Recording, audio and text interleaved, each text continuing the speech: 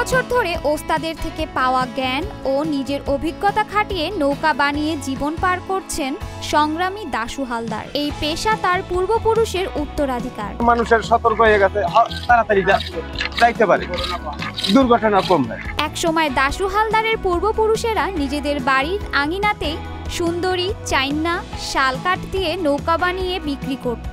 এখন দাশু হালদার দিনমজুরের কাজ করেন রাজধানীর সদরঘাটে। আমার বাপ দাদারা এই নৌকা বানায়, নৌকা বানানোর মনে করেন পেশাই আমাদের এইটা। তারপরে আমাদের এই থলও আছিল, যেটা নৌকা বানায় ওইটার নাম বলা হয় থল। এই থলও আছিল, এই সুন্দরী গাছ আইনা, শাল কাঠ আইনা, বাড়ি বইয়া বানাইয়া বিক্রি করত।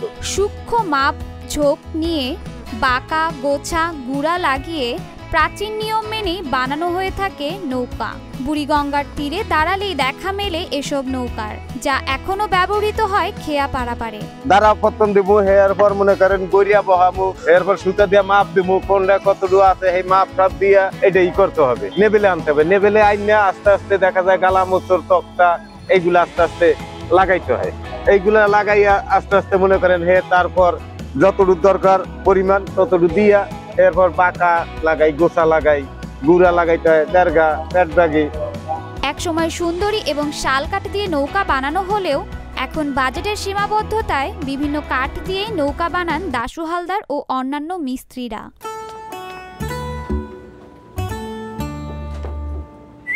এই ঈদে জুয়েলারি ক্লোদিং এ বিকাশ পেমেন্টে ডিসকাউন্ট। এটা মনে করেন আগে বানাই তো সুন্দর শাল দিয়া, এখন যা পাই রোড সাম্বুল আর গজারিটাই, এখন যেটা মন চায় সেটা দিয়েই বানাই। অতীতে নৌকা বিক্রি করে বেশ লাভ করা গেলেও যোগাযোগ ব্যবস্থার উন্নতির কারণে নৌকার দাম তুলনামূলক অনেক কম। যে নৌকা 3 লাখ টাকায় কেনা হয়েছিল সে নৌকা 50,000 টাকায়ও বিক্রি করা যাচ্ছে না। নৌকা আগে অনেক টাকা বিক্রি হইতো, এখন এত দাম নাই। এখন এই যে ব্রিজ হওয়ার পরে মনে করেন এর দাম কমে গেছে। এর একটা নৌকা মনে করেন 3 লাখ 3.5 লাখ টাকা বিক্রি হয়েছে, আর এখন সেই নৌকাটা দেখা যায় বেচতে নিলে 50,000 টাকা বিক্রি করা যায় না। মিশিং এর দামই হয় না, যে টাকা দিয়ে ইঞ্জিন কেনা হয় সেই টাকার দামই হয় না এই পদ্মা সেতু হওয়ার পরে। 5 জন মিস্ত্রির একটি নৌকা বানাতে 4 মাসেরও বেশি সময় লেগে যায়। সে অনুপাতে পারিশ্রমিক খুবই কম। নতুন একটা নৌকা বানাইতে 2 মাস, 2.5 মাস, 3 মাস, 4 মাস যায়, 4 জন 5 জন মিস্ত্রি লিয়া। এইটা মনে করেন 7 লাখ 8 লাখ টাকার নৌকায় নিচের পক্ষে এটা কত? এই নৌকাটা 10 টন ধরবে।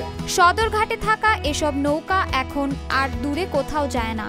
লঞ্চে করে বরিশাল থেকে নিয়ে আসা ডাব, তরমুজ পারে নিয়ে যান পাইকাররা। এছাড়া খেয়ার পার হয়ে কেরানীগঞ্জে যান অনেকেই। ওই কটা বরিশাল থেকে ডাব আসে, তরমুজ আসে, এই নামান্য হয় এই নৌকা। বিভিন্ন স্থানে ব্রিজ ও বুড়িগঙ্গার পানি নোংরা হওয়ায় এখন এসব নৌকা সদরঘাট থেকে সর্বোচ্চ চাঁদপুর পর্যন্ত যায়। যদিও একসময় এসব নৌকা পদ্মা মেঘনা পাড়ি দিয়ে ভোলা পর্যন্ত আসা যাওয়া করত। এই নৌকাটা মনে করেন ভোলা পর্যন্ত গেছে, এখন মনে করেন সেই জায়গা যায় না, হাই হলে যাইতে পারে চাঁদপুর, এর অতিরিক্ত যায় না। আর এই নৌকা ভোলা পর্যন্ত গেছে।